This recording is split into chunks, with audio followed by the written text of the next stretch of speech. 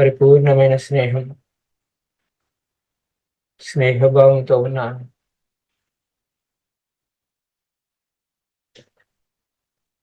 ప్రతి ఒక్క వ్యక్తితోనూ ఈ స్నేహ భావాన్ని విస్తరిస్తున్నాను. My dear friends,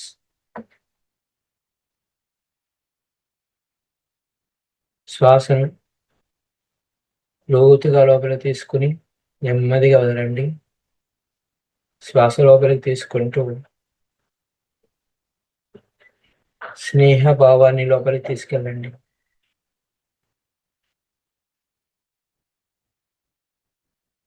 fill whole body with friendliness. Maitreya Buddha అంటారు కదా, ఇది బుద్ధుడు బోధించిన ధ్యానం.